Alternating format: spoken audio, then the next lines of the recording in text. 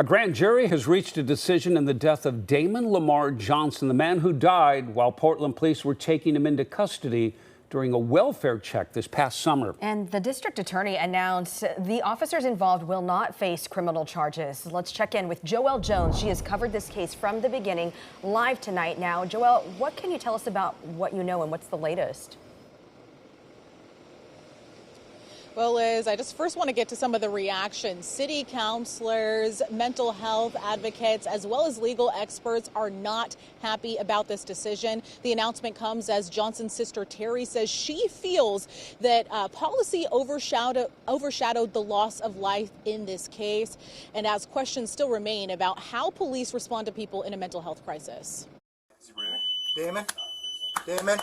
The body cam footage that shocked Portland and devastated a family.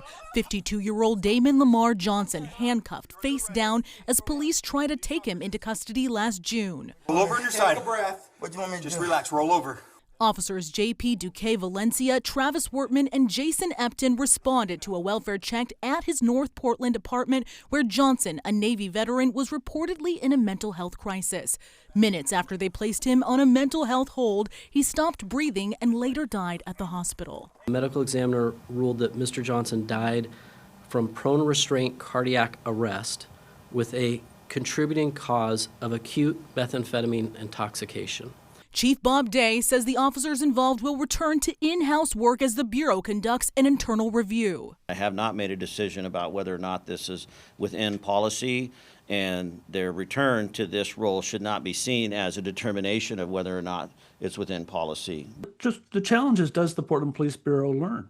Does it learn from its mistakes? Both Jason Renaud with the Mental Health Association of Portland and Juan Chavez with the Oregon Justice Resource Center say they're sad but not surprised. I don't think there's been an Oregon district attorney that's fully prosecuted a police officer for lethal use of force in the history of the state. Chavez says it's a flaw in how Oregon handles officer investigations. To allow district attorneys to run the show and use the officers from the very same bureau who are being investigated criminally. Advocates say they're still concerned about officer training, the decision to enter the apartment and use a hold without medical staff while Johnson was in crisis. If you put them in a prone position like that, they are going to have difficulty breathing and it could lead to cardiac arrest. A very dangerous situation.